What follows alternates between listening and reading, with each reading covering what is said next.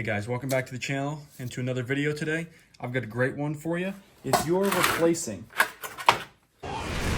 your rear brake shoes on your C5 or C6 Corvette, I'm going to show you guys how to do this in under probably 3 to 5 minutes.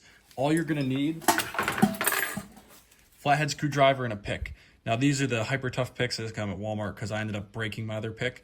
Not doing this job, I was doing something else, using a pick. Probably shouldn't have used it for that.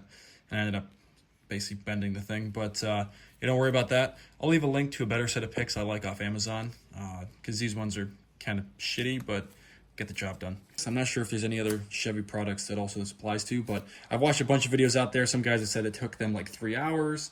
I watched a guy basically tie a string to one of these brake shoes and do this whole elaborate thing. I found a way easier way to do this.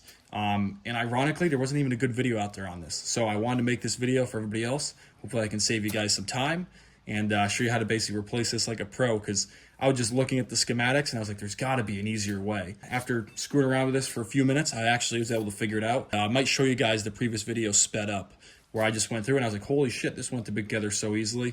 I was planning on spending about 2 hours on this job, and if I can only spend 5 minutes to replace these rear shoes, super easy. Honestly, couldn't complain. Now all you're going to need, flathead screwdriver, a pick. If you've got the old style brake shoes and an old style spring like I do, it's actually not really going to be that bad to replace this. And I've got genuine AC Delco parts. If you want, I'll leave the link in the description to where I got this off Amazon. Way cheaper than the dealer. The dealer quoted me, I think, like $170 for this, which I couldn't believe. I got these on Amazon, I want to say, for like 75, 80 bucks. And so far, so good. Now, when you're installing this, as you'll probably see from your stock one, basically these two holes kind of go up towards the top, if that makes sense. And then all we got to do is just install this spring. I'll show you guys how I do that, and then how I put the shoe on, hook this. Also, to make sure that the little mechanism in here doesn't come apart, because it's essentially just like a little mechanical device that has some grease in between. Put your old shoe on before you get close to being done to install, so that way this part doesn't fall apart, because on mine I ended up having basically the bottom piece kind of drop out, and then I just put this together like this so it held it all in place. Now you don't want to pull on your emergency brake until you get this all together. Once you do that, then you can kind of mess around with it, but until then, let's get this on and I'll show you guys how easy it is to do. So all you want to do is you want to take this, hook it here, and then you'll see there's a little contact point right here. All right, guys, and the key is to basically get this piece inside of the shoe first. Once you do that, you'll basically be off to the races to just get the other two clipped in. So.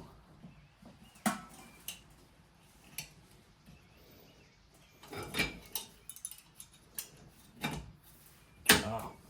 Okay, that's what I did. Okay, so using your pick, what you want to do is you want to come down over the top so that the shoe can just slide over this.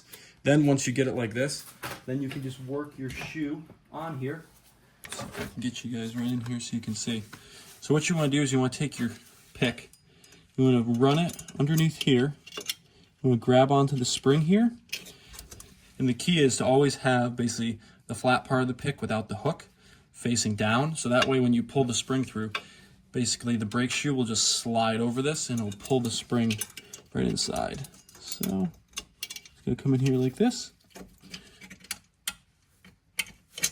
There we go, look, that side's in. Now, it's going to come down here, which is the tricky one. What I had to do last time was kind of rotate this a little bit. Then,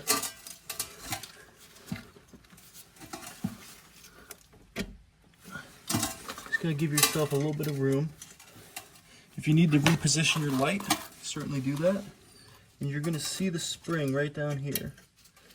You're just going to want to pull on it.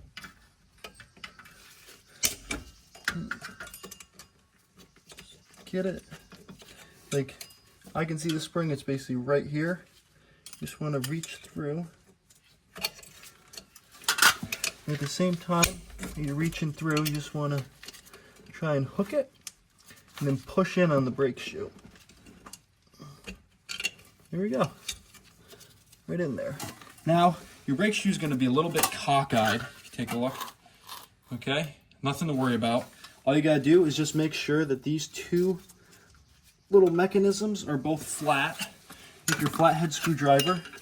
Get this bottom one done first, because I find this one to be the more challenging one. Here we go. That one's on. Now, the top one pops right on. And you're done. Look at that. No string, no fucking around. Takes what? Maybe about 5-10 minutes of your time. And you won't even be swearing that much. As long as you hook this side first with that basically main spring as I showed you, you're gonna actually keep this spring basically on the two retainers that's here and here. And because of that, you don't have to worry about the spring constantly popping off. I saw people basically trying to like somehow get these two in before you get this side, and it just would keep popping off, and they were getting real frustrated. So yeah, this is a way to replace this like a pro, guys. And honestly, that wasn't even bad. Like, the hardest part was just trying to film everything and just get it for you. But other than that, hope you guys appreciate the video. I tried to keep it about as short and sweet as I could, because a lot of people just have these long, drawn-out videos. Can't fucking stand it. Man, this fucking job. I thought it was going to be a nightmare. Turned out to be no time at all. I think I'll have this whole car back together today.